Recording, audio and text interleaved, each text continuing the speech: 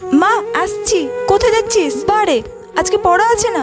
শোন মনা, তুই স্যারকে বলবি এই সন্ধ্যাবেলার দিকের পড়াটা সকালবেলার দিকে করিয়ে দিতে। তোর আস্তে আস্তে সেই কত রাত্রি হয়ে যায় বলতো। বলবো এই ফোনটা নিয়ে যা। আর শোন, পড়া হয়ে গেলে কিন্তু কোচিং থেকে একদম বের হবি না।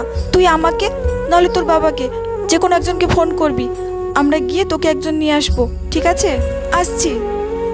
সন্ধ্যা 7টা বেজে গেল, মেয়েটা এখনো পর্যন্ত একটা ফোনও করলো না। আর আমিও যে একটু এগিয়ে যাব, রাস্তাঘাটে এমন অন্ধকার, বেরোতেই যেন ভয় লাগে। অন্যদিন তো মেয়েটা অনেক আগেই ছুটি হয়ে যায়, বাড়ি চলে আসে। আজকে তো দেরি হচ্ছে কেন? মা মা, আমি এসব কি ভাবছি? না না, অন্ধকার হোক আর যাই হোক, আমি এক্ষুনি আমার মেয়ের কাছে যাব।